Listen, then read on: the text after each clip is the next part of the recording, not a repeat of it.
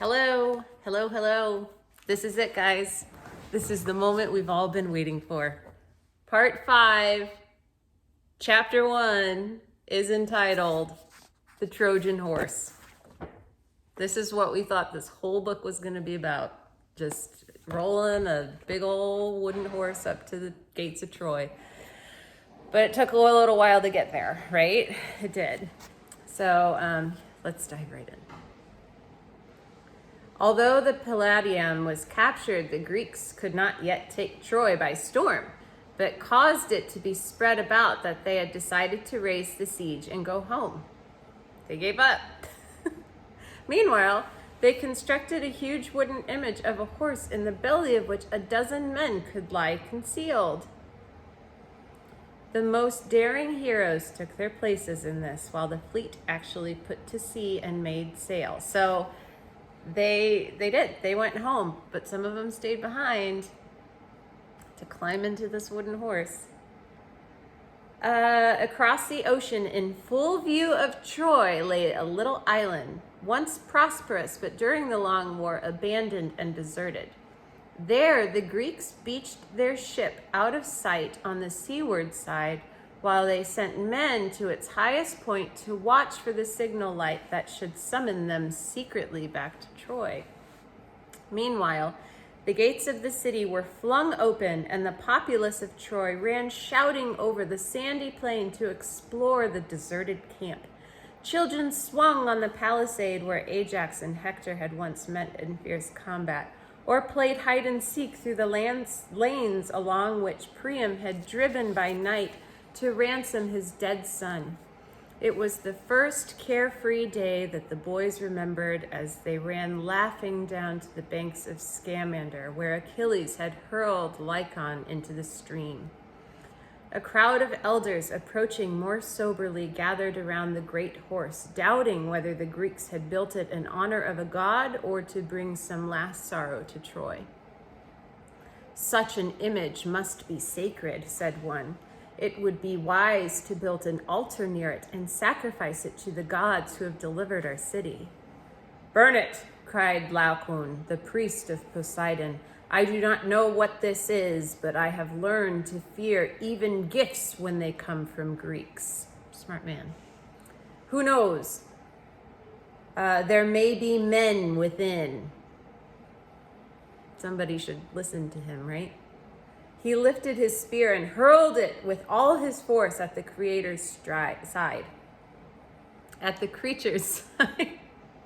The weapon stuck quivering in the stout planks, while from within there echoed a hollow clang. "Hear the sound of armed men!" cried the priest.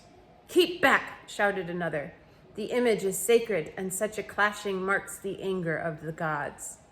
The people hesitated, looking to Priam for direction, but as they did so, a cry arose from the youths on the banks of Scamander, who had found a man hiding in the rushes there. Overpowering him by sheer numbers, they bound his hands behind him and dragged him toward the group.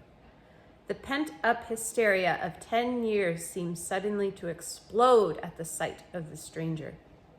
A group of women rushed at him, clawing and kicking, while he ducked his head and cowered among his captors, crying out at the top of his voice, "Kill me! Kill me then!" he shrieked. "You can do no more than the Greeks." Some of the men leapt forward to his rescue, pulling back the women and thrusting them aside. "Bring the man here," called Priam. "Let us at least learn what he has to say." The stranger flung himself at the feet of Priam, with his hair wildly disheveled and his pale face striped with scratches and marked here and there with blood. "Let me die," he repeated wildly. "How can I live when both Greeks and Trojans cast me out?" You have 2 guesses on who this is. Do you remember from a couple chapters back? "What's your story?" asked Priam coldly.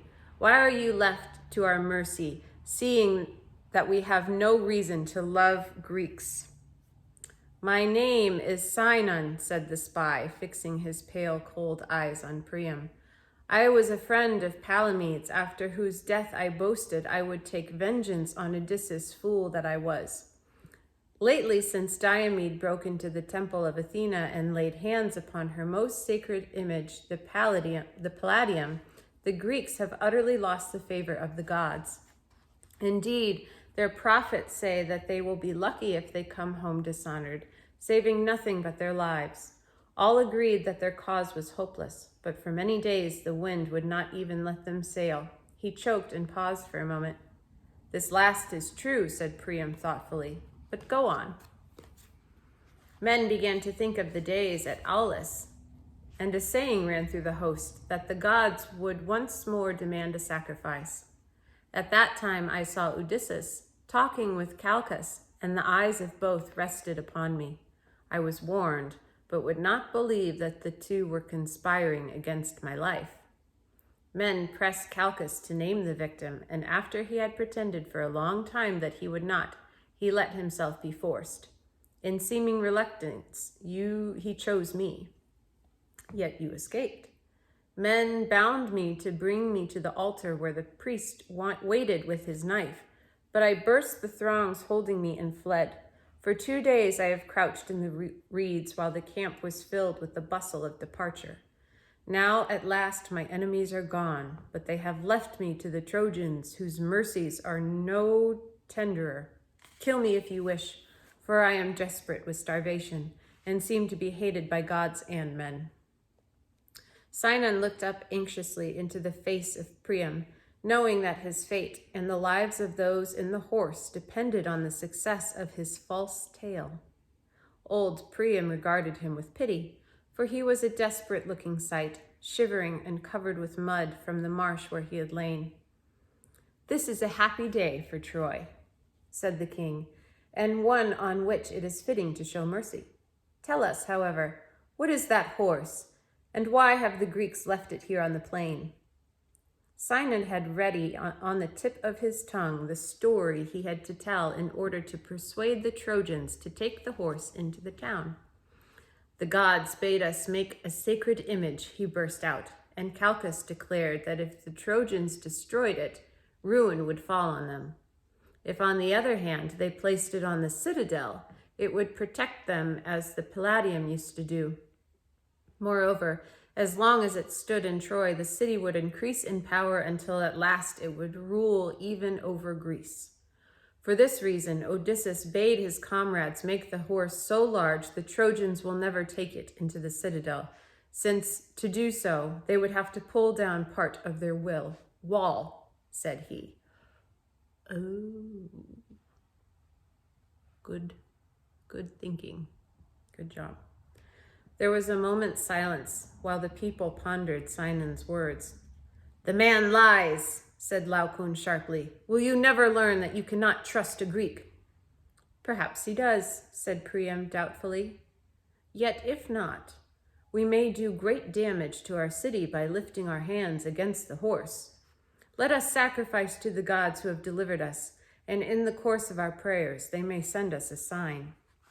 The wise words of Priam were obeyed, and presently men brought sods to raise an altar by the seashore, while servants drove down a bull for the sacrifice, and Laocoon, Poseidon's priest, put on the sacred woolen bands of his office in order to raise his hands in prayer.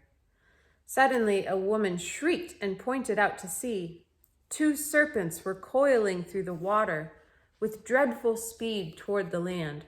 Paralyzed with fright, for a moment the crowd watched the flat heads rear above the surface, while the flickering tongues licked greedily at air. Black drops of poison ran from their jaws, and their hissing sound was heard above the breakers rolling up the sandy beach. The 2 creatures were in the shadows now, and as they touched land, the crowd scattered, screaming. The monsters paid no attention to any save those against whom they had been sent. They flung themselves on 2 youths, Laocoon's sons, who had lingered too long near the shore, and wrapped them in their writhing coils. Ugh. With a great cry, Laocoon himself rushed to the rescue of his children, but in another minute he too was helplessly entangled, while the fierce fangs of the monster darted at his face. Shouting vainly for help, he retched at the coiling bodies, striving always to free his 2 sons and sacrifice himself. Already he was too late. The boys were limp in the choking grip of the serpent. In the choking grip of the serpents, and could nothing to free themselves. Soon the whole strength of the fierce creatures was turned against the priest, who fell with a great scream in the midst of their writhing heap. In another moment, the serpents had loosened their victims and sped back to the sea, leaving the mangled bodies behind them on the beach. Whew. Okay, Poseidon is the god of the ocean. And this priest, who is a priest for Poseidon, god of the ocean, is the one who's like, no, don't trust the Greeks. You can't bring the horse into Troy. What are you talking about? And Priam was like, well, maybe we can. Let's sacrifice to the gods and they'll tell us what we should do. So they start praying, and all of a sudden a sea monster comes out, eats the 2 sons of Poseidon's priest, and then kills his own priest. Just like everybody's dead. And so who do you think the Trojans are going to believe?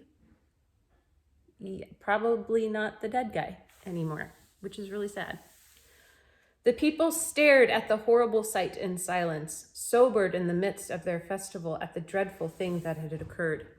It is clear enough that the image is sacred, declared Priam finally, since terrible vengeance has overtaken the man who struck at it with a spear.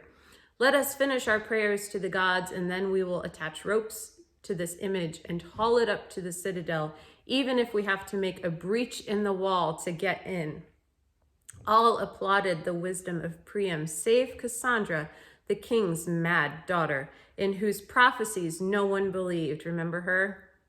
It's a sad story too. Led on by the false tale of Sinon and the effect of the serpents Poseidon had sent to ensure the taking of Troy, the people hauled up the horse and broke down their walls, little thinking as they tugged on the long ropes that they were dragging destruction into their town. Boom. That's how it happened. I always thought they just saw it outside and were like, ooh, a god, let's let him in. Apparently there was more to that story. That was a good chapter. Bye-bye.